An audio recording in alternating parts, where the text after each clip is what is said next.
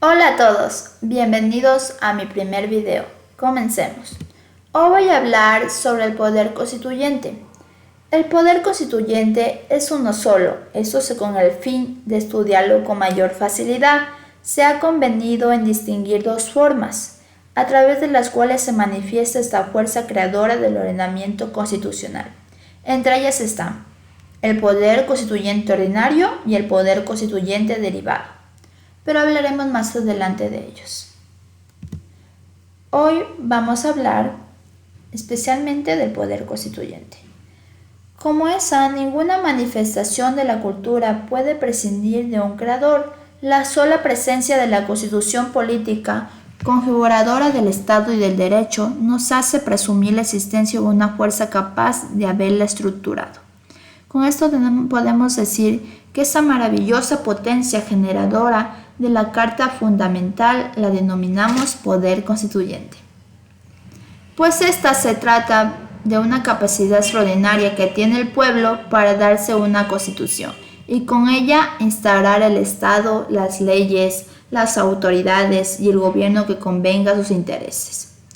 Con esto hablamos de una capacidad extraordinaria en directa alusión a la carencia de limitaciones de la sociedad preestatal.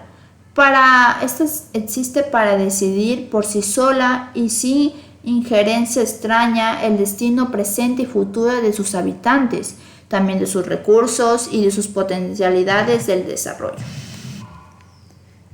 Bueno, continuamos con la primera forma del ordenamiento constitucional, que es el poder constituyente ordinario. El poder constituyente ordinario, como bien podemos ver, es un poder que tiene como función crear la constitución política.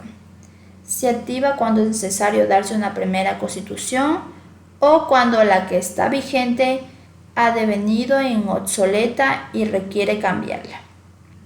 En el primer caso se estará frente al poder constituyente fundacional y en el segundo frente al poder constituyente transformador. Una de las segundas formas del ordenamiento constitucional es el poder constituyente derivado. Este poder es llamado también poder de reforma. El poder constituyente derivado tiene la misión de modificar parcialmente la constitución política, en tanto lo exijan las circunstancias, pueden ser sociales, económicas, políticas y culturales, que se han suscitado con posterioridad a la puesta en vigencia del texto constitucional vigente. Por eso es llamado así.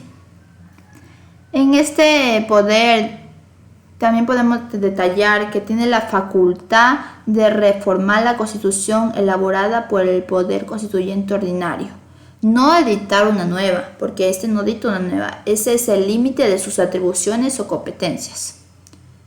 También se le denomina poder constituyente constituido, pues si bien ejerce poder constituyente, ese poder de reforma es creado a un constituido y otorga la propia constitución de esta derivada a aquel, por lo que también recibe el nombre de instituido o reformador.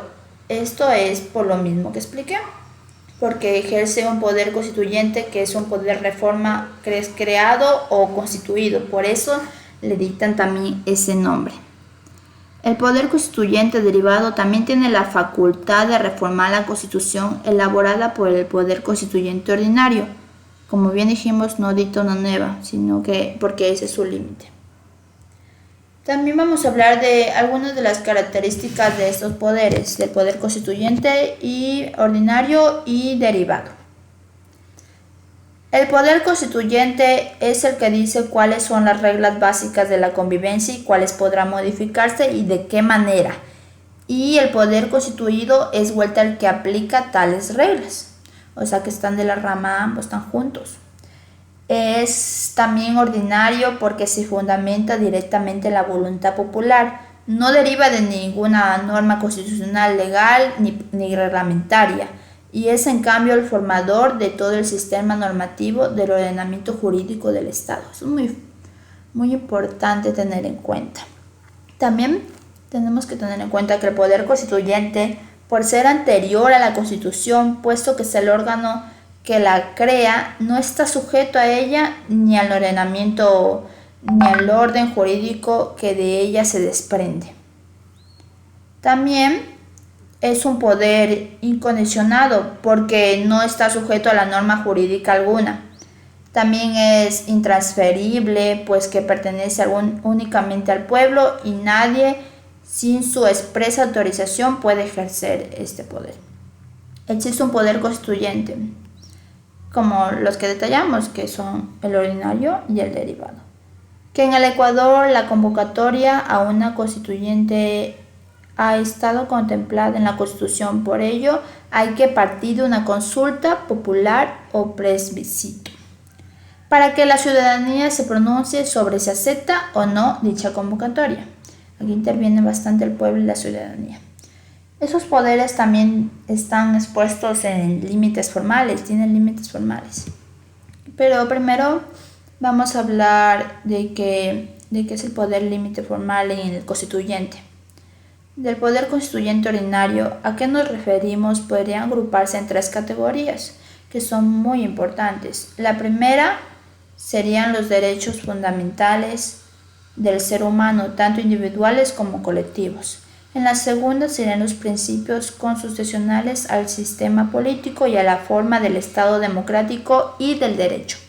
Y en tercera y última serían los principios de CODES y derechos internacional público, consuetudinario y convencional, que según una opinión más general prevalece sobre la voluntad y la soberanía del Estado y la nación, los cuales se invocaron y los que no se aplicaron en la última experiencia ecuatoriana de reforma constitucional del año 2007.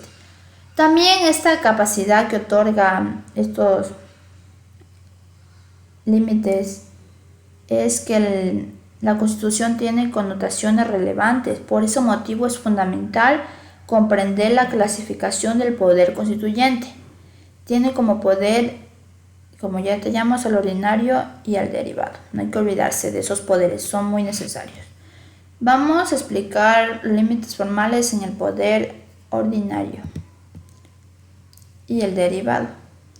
Pero en el poder constituyente ordinario podemos detallar que, a pesar de encontrarse libre de reglas jurídicas preexistentes, parece un poder ilimitado.